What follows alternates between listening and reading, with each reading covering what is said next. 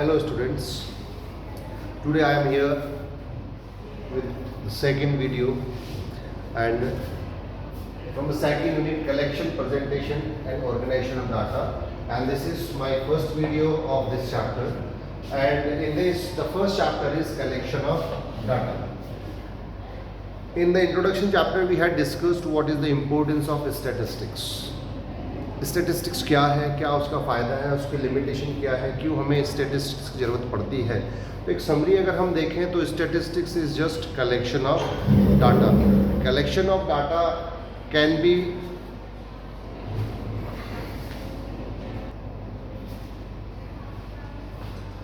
so in this chapter we will discuss how to collect data, what are the methods of collection of data, what type of data do we have, how many types of data do we have, the area from where the data is collected, what do we call it. So the very first thing is, whenever we want to collect a data we require a certain area, and the area is known as population और it is known as universe. Suppose एक तालाब है, उसमें से हमें कुछ sample लेना है तो वो तालाब एक यूनिवर्स कहलाया जाएगा. अगर एक क्लास है और उस क्लास में से अगर आप किसी बच्चों का डाटा लेना है तो वो क्लास भी यूनिवर्स कहलाया जाएगा या पॉपुलेशन कहलाया जाएगा. तो बेसिकली जहाँ एरिया जिससे डाटा कलेक्ट किया जाता है उसको कहते हैं यूनिवर्स और पॉपुलेशन.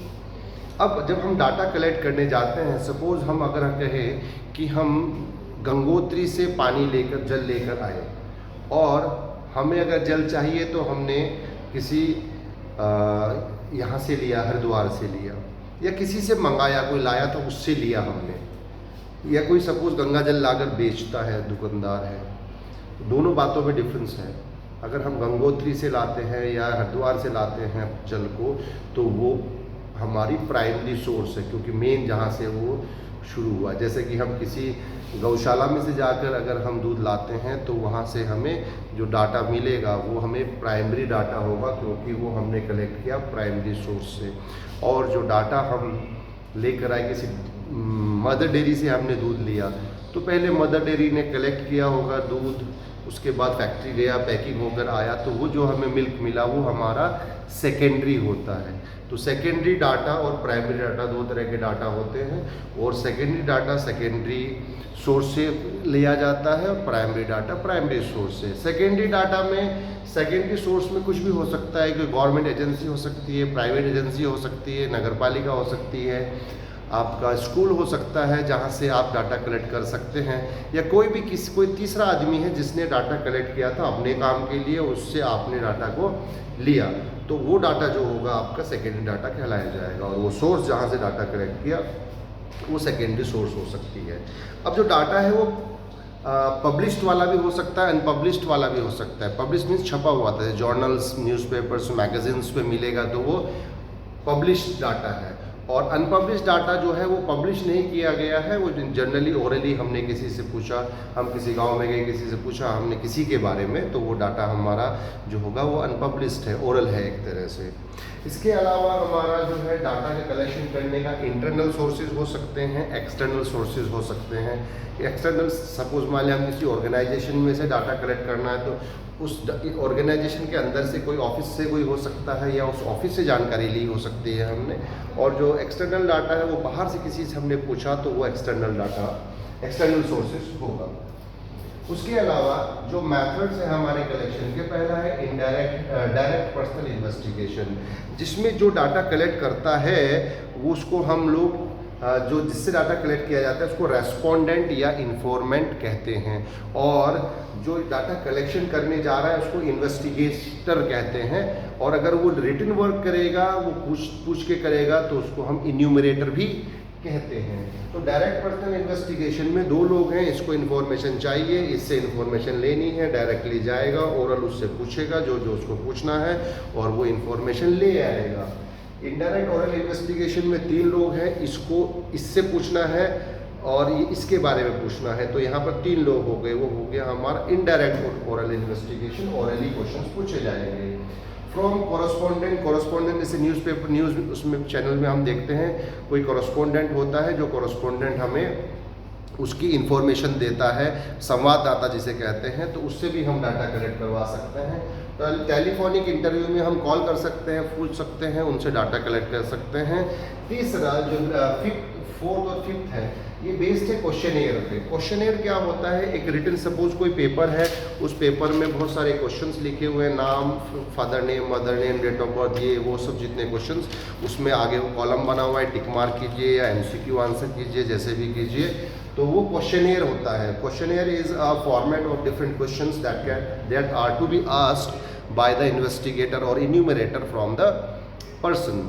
सो इसको क्वेश्चनेयर कहते हैं। तो क्वेश्चनेयर मेथड से भी आप कर सकते हैं। इसमें दो ऑप्शन है कि आप किसी को कंप्यूटर पे या व्हाट्सएप पर मेल कर दीजिए या ईमेल आईडी पर, और वो उसको खुद फिलअप करके क्वेश्चंस को आपको भेज देगा। सेकंड वाला होता है जिसमें कि हम खुद जाते हैं, किसी आदमी को अपॉइंट करते हैं और वो उन क्वेश्चंस को उससे पूछ के पूरा करता है। तो इस तरह से हमारे दो हो गए इसमें, मेलिंग मैथड और क्वेश्चनेयर। अब ये जितने भी मैथड्स हैं, इनकी कुछ मेरिट्स हैं और डीमेरिट्स भी हैं, और इनकी सूटेबिलिटी भी है, कौन सा मैथड कब यूज़ किया जाएगा। जैसे अगर हम कहें डायरेक्ट पर्सनल इन्वेस्टिगेशन, ये तब अच्छा है अगर आपको बिल्कुल प्योर चाहिए, आप किसी को सीक्रेट रखना चाहते हो, किसी से आप इंफॉर्मेशन शेयर नहीं करना चाहते, तो आप डायरेक्टली जाएंगे। इसमें ये मेरिट है इसका। डीमेरिट क्या है कि डीमेरिट में इसमें खर्चा ज़्यादा होता है, टाइम ज़्यादा लगता है और एफर्ट ज़्यादा लगता है। सूटेबल जब होता है जब हमें ज़्यादा डाटा कलेक्ट करना ना हो, कम एरिया ऑफ इन्वेस्टिगेशन कम हो, तब हमें ये मेथड लगाना चाहिए। इनडायरेक्ट इन्वेस्टिगेशन वाला मेथड उससे कंपैरेटिवली डायरेक्ट वाले से इजी मेथड है, क्योंकि इसमें हम किसी थर्ड पर्सन से पूछ लेते हैं, लेकिन उसमें अगर हमें कोई सीक्रेट बात हमें पूछनी है तो उसमें ये मेथड काम नहीं करता है। उसमें हमारा डाटा का लीक होने का खतरा रहता है। खर्चा भले ही कम है, कॉस्ट कम है इसकी, टाइम कंज्यूमिंग थोड़ा कम है, लेकिन इसमें हमें सीक्रेसी नहीं है।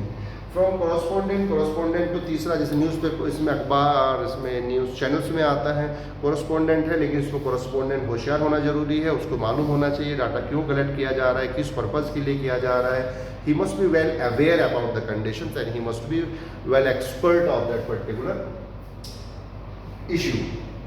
टेलीफोनिक इंटरव्यू में अच्छा है, बहुत टाइम कम लगता है, आप बहुत ज़्यादा डाटा को जल्दी से कलेक्ट कर सकते हो, लेकिन इसमें पता नहीं कौन है, आपको दिखाई नहीं देता है, तो वही आदमी है, कोई और है, वो सही इन्फॉर्मेशन दे रहा है, गलत इन्फॉर्मेशन दे रहा है, इस तरह की प्रॉब्लम्स आ सकती हैं। तो वो टाइम कंज्यूमिंग कम है, बट प्योर डाटा नहीं मिल सकता, बायस्ड होने का खतरा होता है।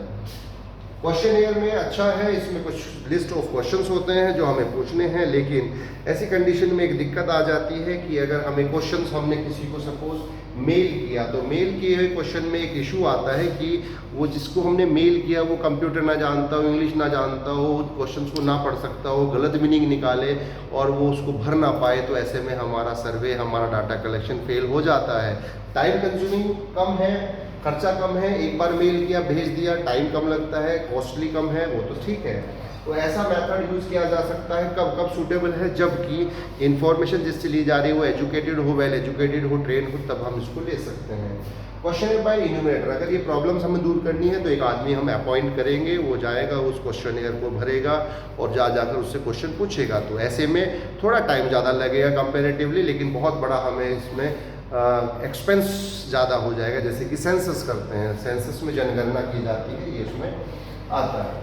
So this is all about collection of data. I think this video might be useful for you. Thank you very much.